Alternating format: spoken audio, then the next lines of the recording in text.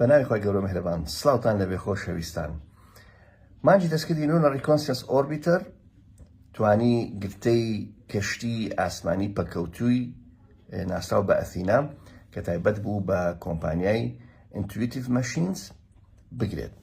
وێنەکە لە بەرزایی نزیکەی 300 کیلۆمەتر وەرگیراوە، بەڵام کامێراکانی کەشتی هەن مانجی دەستکردی لونا ریکۆنسیەنس ئۆربیتەر کە لە ساڵی 2009 بە دەوری مانگدا دەخولێتەوە خاوەن وردەکاری و پیکسلێکی یەکجار زۆرە، بۆیە زانایان ئێستا بە تەواوی دڵنیا بوون کە کەشتیەکە لە کوێن دەرنیشتۆتەوە لە نێو چاڵێکی بەرکەوتنی نەیزەکی کە تیرەی تەنها 20 مەترە لە ناوچەی زەمسەری باشووری مانگ لە نزیک بەرزایەکانی یان زنجیرە چیاکانی ناسراو بە مۆنس مۆتن.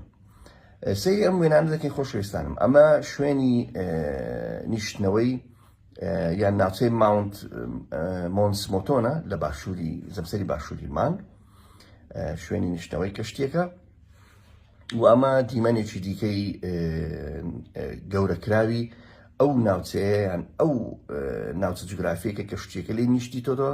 ئەگە سەیری سەرووی لای دەستە چەپ بکەین لە نێو ئەو چوارگۆشەیەدا دەستی شانکراوە کە دەرکەوتووە کەشتیەکە کەوتۆتە نێو چاڵێکی بچووکی بەرکەوتنی نێزەکی کە تیرەی وەکو باسم کرد 20 مەترە. ئەگەر دیمەنەکە لە گرتەی سێم گەورەتر بکەین کەشتیەکە دیارە تیشتی خۆری بەرکەوتووە، بەڵام وەکو زانایان پێشبینیاکە کەوتۆتە سەرلایەکی ئەوەش بە هۆکاری یان بەهۆی ئەوەی کە کەشتێکە تۆپۆگرافی ناوچەکە وای کردووە کە کەشتێکە لەنگەری تێکچێت و بکەوێتە سەر تەنیشتێکی. کەواتە خۆشەویستانم ئێستاکە ئەو گرتەیە کە کەوتۆتە دەست لە ڕێگەی مانجی دەستکردی لونا ریکۆنسیەنس ئۆربیتەر سەلماندی کە کەشتی ئەثینا بەداخەوە تووشی ئەو بارە ناچاوەڕوان کراوە بوو، ئەویش پەکەوتنی بەهۆی کەوتنی بۆ سەرلایەکی.